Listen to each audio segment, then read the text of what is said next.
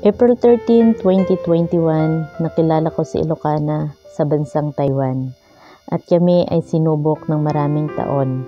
So ari na nga ho at ako ho ay nakaabot kami sa 3 taon. At sa 3 taong ito ay masaya ho ako dahil dinala kami ng tadhana dito sa Europe. Marami kaming mga pinagdaanan sa buhay, sa relasyon namin bago namin nakilala ang isa't isa.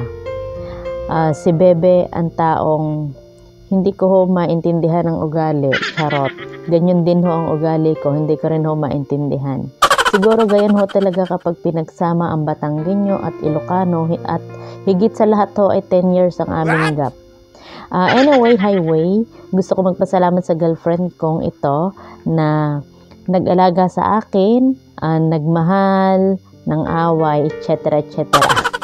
Siya yung taong sumama sa akin vlog.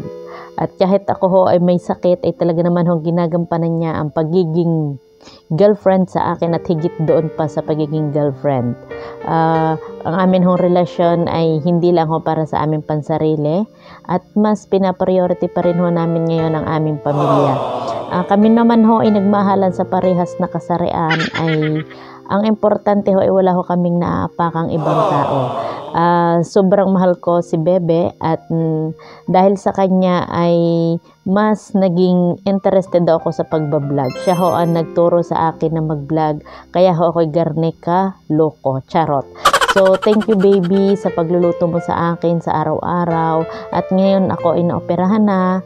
Nandiyan ka pa rin para sa akin. Mahal na mahal kita at sana ay magtagal pa tayo at higit pa sa 3 taong ito. At sana ay makarating ka rin sa amin sa Batangas. Ayun lang at sana tayo magsama pa habang buhay. I love you baby ko. Mwah!